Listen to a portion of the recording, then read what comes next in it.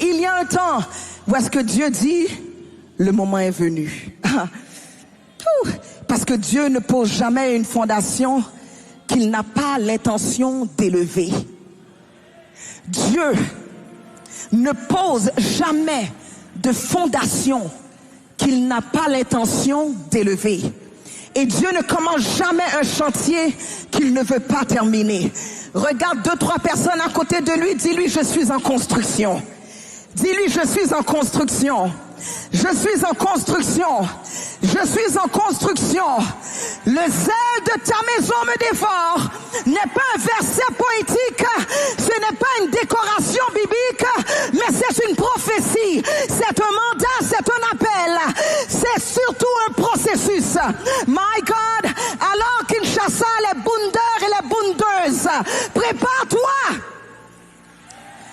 Prépare-toi. Prépare-toi. Parce qu'après ce 21 jours, c'est le commencement d'une nouvelle ère. Oh yes, c'est le commencement. Je parlais de toi, je parle de toi. Est-ce que je parle de toi? Est-ce que je parle de toi? J'ai dit, c'est une nouvelle saison. Est-ce que je parle de toi? My God, je prophétise que tu rentres dans ta nouvelle saison, que tu rentres dans ta nouvelle dimension. Hey, my God. Avant d'être un feu qui se voit, c'est un feu qui se fabrique. Avant d'être une passion qui coule, c'est une passion qui se paie. Parce qu'il y a un prix. Avant d'être un zèle qui te dévore, c'est un zèle qui se construit dans les coulisses de Dieu. Aujourd'hui, je veux parler du making of, de la fabrication du feu. Comment Dieu fabrique un homme, comment Dieu façonne une femme, comment Dieu sculpte un intercesseur, comment Dieu forme un porteur de feu. Parce que ce n'est pas spontané, le feu de Dieu. Rien n'est spontané dans le feu de Dieu. Rien n'est accidentel. Non, c'est pas un accident. C'est pas, oups, j'ai reçu le feu et puis je l'ai pas vu venir. Non, non, non, non, non, non, non. Rien n'est accidentel, rien n'est imprévisionné. Tout est intentionnel. Dieu a une intention sur ta vie. Depuis avant même que tu fusses formé dans le sein de ta maman, il te connaissait. Il connaissait les plans qui étaient sur toi. Oh yes. Même ce que tu as passé, il savait que ça allait arriver. Même si que tu vois que tout semblait noir, Dieu voyait au travers de cette noirceur, cette lueur. Il te voyait t'élever, il te voyait dans ta version prophétique. Non pas dans ta version naturelle, mais dans ta version prophétique. Et je parle à quelqu'un maintenant, si seulement tu pouvais commencer à voir comme Dieu voit. Et non pas voir ta situation comme qu'elle est, mais voir ta situation comme un tremplin qui va te propulser dans ta destinée. Te propulser dans des hauteurs. Te propulser là où est-ce que tu seras en mesure d'entendre la voix de Dieu clairement, de voir ce que Dieu veut que tu vois. Tout est travaillé, tout est construit. Tout. J'aimerais vous faire comprendre que, premièrement, le feu naît d'une convocation divine. En hébreu, le feu représente la flamme, la passion, la lumière, la présence, la purification. Le feu de Dieu n'est pas un feu que tu choisis. C'est un feu qui te choisit. Tu ne deviens pas porteur de feu parce que tu veux être utilisé, non. Tu deviens porteur de feu parce que Dieu te met dans une saison où tu n'as plus autre choix que lui. Est-ce qu'il y a des gens qui ont passé par cette période? Ou est-ce que tu vois qu'il n'y a plus d'autres options? Le problème, c'est lorsqu'on a tellement d'options que Dieu n'a plus la priorité. Mais quelquefois, Dieu va permettre que toutes tes options tombent, que toutes tes options ne sont plus là. Pourquoi? Parce que tu n'as pas le choix de fixer tes regards sur Jésus. Le problème, c'est qu'on a tellement d'options. On a notre pasteur, on a notre mère, on a notre frère, on a notre sœur, on a la carte bleue, on a tellement d'options qui fait qu'on ne porte plus nos regards sur Dieu. Mais Dieu va t'emmener dans un carrefour où est-ce que tu n'as plus d'autre choix que lui. Tu arrives à un carrefour où rien ne te satisfait que sa présence. Hey.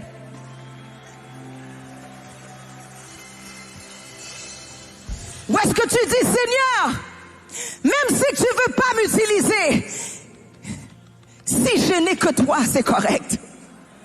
Est-ce qu'il y a quelqu'un ici? Est-ce qu'il y a quelqu'un ici? Je me souviens, j'étais dans une période où est-ce que je me demandais si un jour j'allais pouvoir tenir un micro encore pour prêcher la parole. J'ai dit, Seigneur, même si tu ne m'utilises plus, seulement ne m'éloigne pas de ta présence. Jesus. Parce que à quoi sert de parler de toi s'il n'y a pas de présence?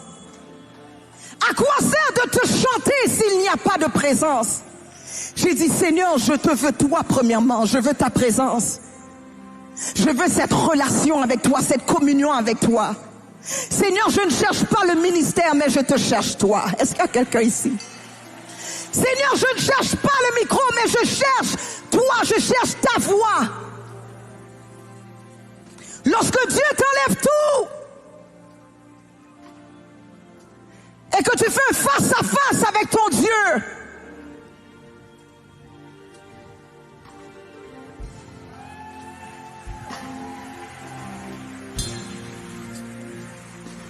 lorsque tout ce que tu avais comme plan n'existe plus, tout ce que tu avais bâti a été détruit, tout ce que tu croyais qu'elle allait durer n'existe plus, et Dieu te dit maintenant, c'est maintenant que je peux travailler avec toi. Est-ce qu'il y a quelqu'un ici? Le temps est arrivé où est-ce que j'ai dit, Seigneur, c'est correct. J'ai dit, brise ce que tu dois briser en moi. Brise ce qui doit être brisé en moi. Enlève-moi tout. Teste-moi encore. Tu veux savoir si je t'aime plus que... Vas-y, Seigneur. Il y a un temps où est-ce que tu peux dire, Seigneur, non, hey, pas trop, arrête, Seigneur, j'ai compris. Mais il y a un autre temps dans ta vie où est-ce que tu dis, Seigneur, vas-y. Purge-moi, brise-moi, détruis tout ce qui est en moi qui n'est pas de toi. Seigneur, lave-moi, déchire en moi tout ce qui ne te concerne pas. Est-ce qu'il y a quelqu'un ici? Dieu se cherche un peuple. Dieu veut élever une voix pour cette nation, pour cette génération. Mais la voix qui va être dégagée doit être une voix qui est pure, une voix qui est sainte, une voix qui va pas emmener des échos qui font rien, mais une voix qui va percer, une voix que lorsqu'elle va être déclarée, les chaînes vont tomber, les malades vont être guéris, les atmosphères vont changer, la gloire de Dieu va se manifester. Lorsque tu vas marcher, les anges vont t'accompagner. Est-ce qu'il y a quelqu'un dans ce lieu? My God! Le feu ne commence jamais quand tu te sens fort. Mais le feu commence quand Dieu t'amène dans une place où tu n'as plus rien d'autre que lui.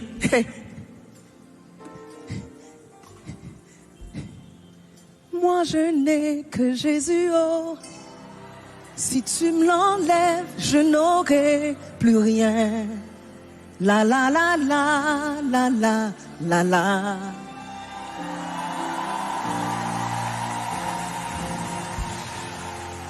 Moi je n'ai que Jésus, oh.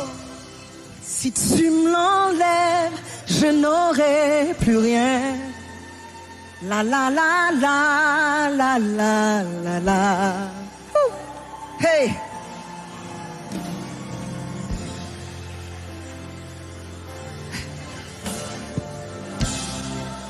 Si tu me l'enlèves, je n'aurai plus rien. My God, my God, my God. Oh, oh, oh, moi je n'ai. Si tu me l'enlèves. La la la la la la la la. Oh, oh,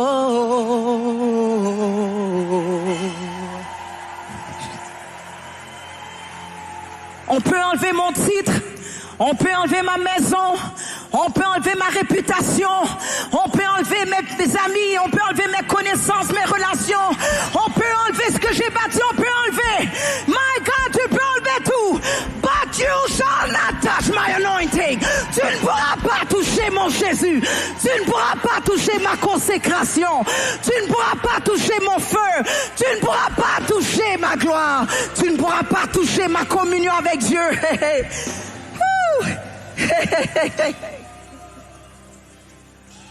Bunda.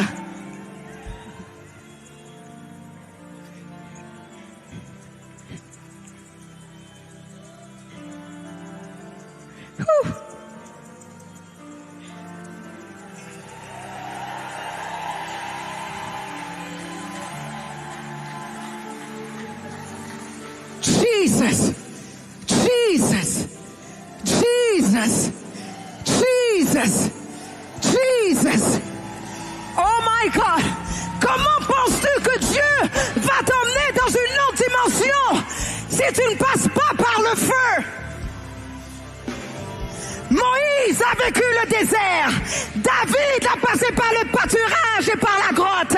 Joseph a été dans le puits et dans la prison. My God. Élie a été dans le Kirit. Est-ce qu'il y a quelqu'un ici? Anne était dans le temple. Les disciples étaient dans la chambre haute. Rien n'était glorieux de l'extérieur. Mais il y a quelque chose que Dieu est en train de bâtir à l'intérieur. The making of. En construction. Dis à la personne à côté de toi, ne me juge pas, je suis en construction. Hey, je suis en construction. Oh my God, je suis en construction. Peut-être tu ne comprends pas, mais je suis en construction. Oh my God, peut-être que tu vois, oh mais où elle est? On ne l'entend plus, mais que je suis en construction. Oh my God, mais qu'est-ce qui se passe? Je suis en construction.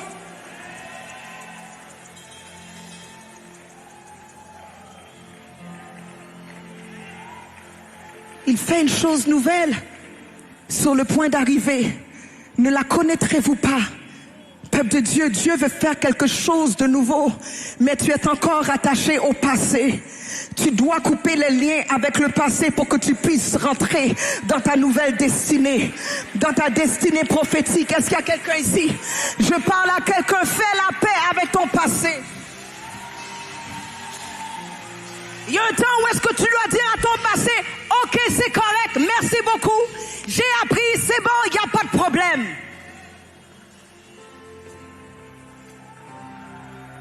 Parce que Dieu ne te regarde même pas dans ton passé, il te regarde dans le futur. My God, accepte le processus de Dieu. Accepte le processus de Dieu. Accepte qu'il transforme ce feu à l'intérieur de toi. Ce feu qui va brûler, my God. Ce feu qui va te dévorer. Ce feu qui va faire que, my God, j'ai pas besoin de plateforme. J'ai simplement besoin de Jésus. J'ai besoin d'une connexion avec le ciel. J'ai besoin d'une relation avec le Saint-Esprit. J'ai besoin de sa présence. Avec sa présence, c'est correct.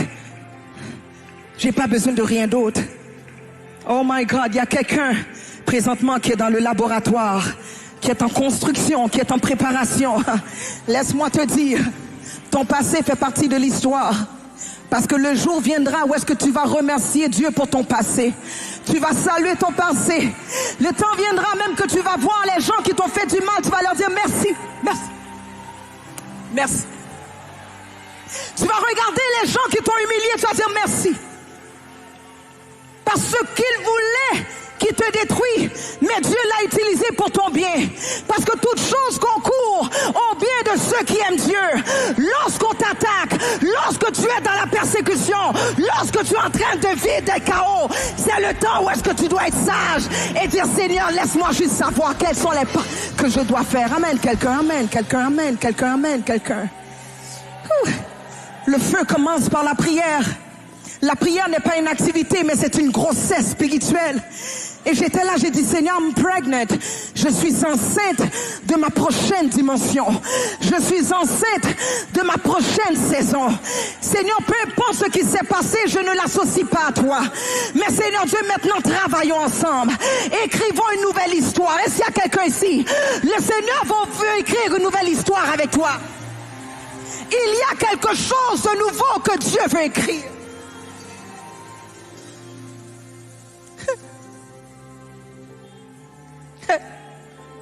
La prière, c'est pas une routine, mais c'est un lieu de fabrication. La prière, c'est pas une discipline, c'est un hôtel. Là où est-ce qu'il y a un échange entre le ciel et la terre. Est-ce qu'il y a quelqu'un ici? Je me levais le matin, Rebaka Sebrus Teba Kayerebekesi, Mabru Baba Yerebebeshi à la Brusteba, Rekosto Korabaka Sebro.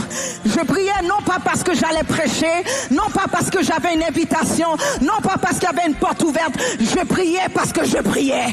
Je priais parce que je cherchais Dieu. Je priais parce que je voulais Jésus. Je priais parce que je voulais, my God, je cherchais Dieu de tout mon cœur. Je priais. My God, Rebaka Sabrusteba, je priais. J'étais à la maison, je criais Jésus.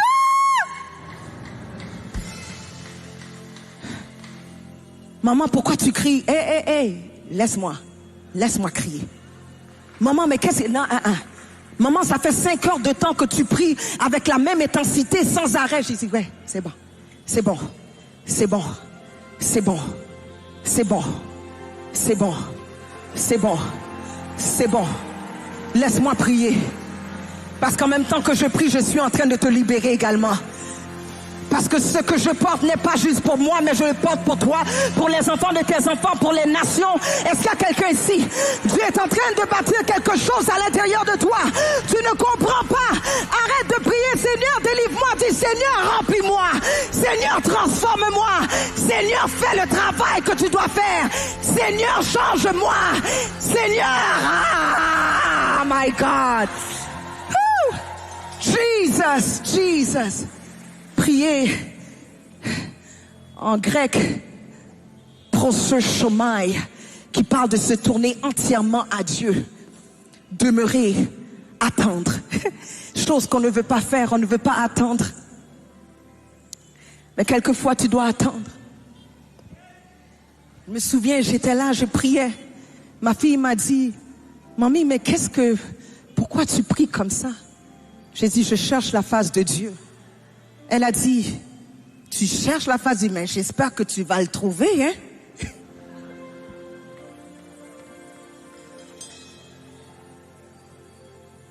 Ma fille m'a dit, maman, si Dieu ne te relève pas, je laisse l'évangile.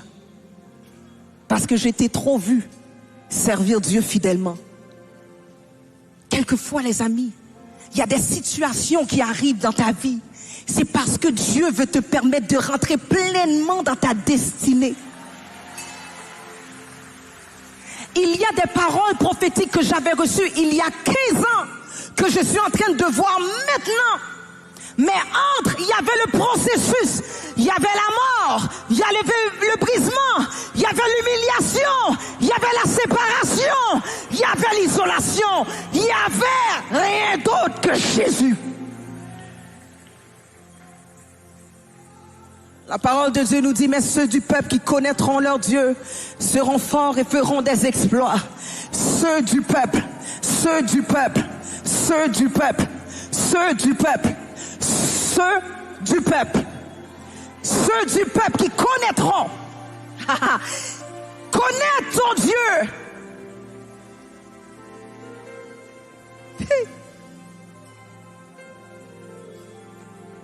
On parle de s'aligner. Ajuster, calibrer ton cœur avec celui de Dieu. Où est-ce que tu te trouves dans un temps où est-ce que tu es en train de bénir tes ennemis, en train de les relâcher, en train de rendre gloire à Dieu pour tout ce qui s'est passé. Remercie Dieu pour la vie, parce que la vie est une école et Dieu te permet d'apprendre. Dans la vie, on vit et on apprend et on grandit. Amen. À quoi ça sert de venir ici, prier 3 fois par jour et commencer à chercher la face de Dieu, et dans une atmosphère de gloire comme ça, et qu'après 1 an tu es dans la même position, le problème n'est pas la maison spirituelle, le problème n'est pas les décrets qui sont faits, mais le problème est ta posture dans la présence de Dieu. Le problème est ta position dans la présence de Dieu. Le problème est ta disposition. À quel point tu es prêt à laisser Dieu faire ce qu'il veut faire pour qu'il puisse te permettre de rentrer dans une nouvelle saison. Le feu de ta maison me dévore. Même lorsque tu voudrais rentrer dans la frustration, le feu de la maison de Dieu te dévore. Lorsque tu voudrais pleurer sur ton malheur, le feu, le sel de la maison te dévore. Ou est-ce que tu réalises que tout est vanité, rien que vanité? Le sel de la maison dévore lorsque tu réalises que tu n'es qu'un souffle, les narines, dans les narines duquel il n'y a que souffle. Tu sais qu'en un moment comme ça, tu peux disparaître. Tu vas commencer à réaliser le feu qui est à l'intérieur de toi ne peut être gaspillé. Il y a une raison pour laquelle. Est-ce qu'il y a quelqu'un ici? Tu ne sais pas pour combien de temps tu es là, mais apprends à bien compter tes jours. Apprends à bien représenter Dieu sur cette terre. Tu ne sais pas quel est le témoignage que tu vas laisser en arrière. Qu'est-ce que tu vas laisser à la prochaine génération? Est-ce qu'on va se rappeler de toi comme une personne qui était amère ou comme quelqu'un qui a été une victorieuse, une personne qui a marché de victoire en victoire? Est-ce qu'il y a quelqu'un ici? L'autel, c'est ta prière, c'est ta constance, c'est ton obéissance, c'est ton désir. La prière, c'est l'endroit où Dieu forge les destinées. La prière, c'est la salle de guerre des gens qui ne veulent plus perdre. Est-ce qu'il y a quelqu'un ici? Il y a un temps où est-ce que il y a des temps où est-ce que je priais Jésus, Jesus. Mais il y a d'autres temps que mon Jesus était différent. Il y a différentes façons qu'on peut rentrer dans la prière. Mais il y a un temps où est-ce que tu rentres, tu dis, ok. On parle de Bunda? Viens me frapper encore. Viens, je t'attends. Viens. Est-ce qu'il y a quelqu'un ici? Ou est-ce que le temps arrive, tu n'as plus peur, tu n'es plus intimidé, tu n'es pas en train de réagir? Tu vois, c'est comme si tu reçois un coup, puis là tu dis, aïe. Et puis là, maintenant, tu dois te repositionner. Non, non. Où est-ce que tu arrives et tu viens déjà frapper les œuvres des ténèbres? Tu viens déjà attaquer les attaques de l'ennemi, la sorcellerie. Tu viens déjà mettre de l'ordre dans le désordre. Tu attaques déjà les attaques de Jézabel qui viendraient l'année prochaine, dans 10 ans, dans 20 ans. Tu viens déjà mettre de l'ordre dans le désordre. Tu viens déjà mettre de l'ordre dans ta vie. Tu mets de l'ordre dans ton foyer. Tu mets de l'ordre dans, oh my God, dans la destinée.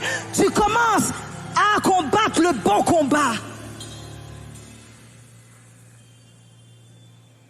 Parce que nous n'avons pas à combattre contre la chair et le sang,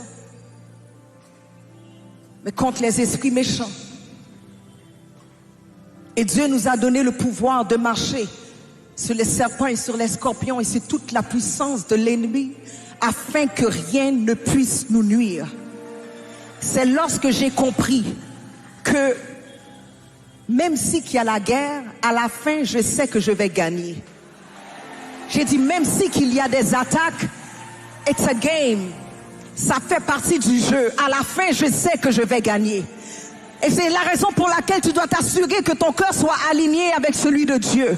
Parce que dans le corps de Christ, dans le monde, tu gagnes. Hey, tu gagnes. Tu ne peux que gagner. Tu marches déjà de victoire en victoire. Est-ce qu'il y a quelqu'un ici? Toute arme forgée contre toi sera sans effet.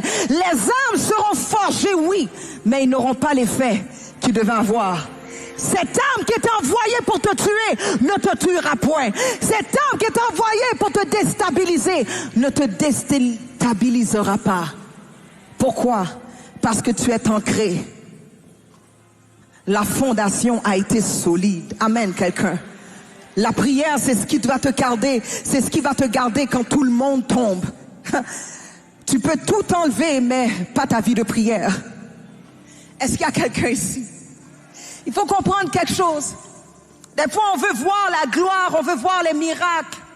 Mais le livre des Actes des Apôtres ne commence pas avec un réveil. Le livre des Actes des Apôtres commence avec « Ils persévéraient dans la prière ». Tu veux voir la gloire de Dieu? Commence à prier. Le diable sait que cette arme est celle qui va le détruire. Quelquefois, même lorsque tu sens que la prière est lourde, lève-toi, lave ton visage, mets de l'eau sur ton visage. Passe dans une autre intensité. Est-ce qu'il y a quelqu'un ici? Marche!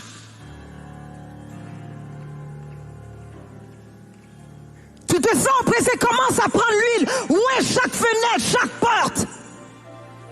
Fais des actes spirituels, des actes prophétiques. Commence à libérer ton atmosphère. Parce que là où est-ce que tu attends après Dieu, mais Dieu attend après toi. Tu attends une intervention divine, mais Dieu attend que tu fasses un pas de foi pour que le ciel soit ouvert.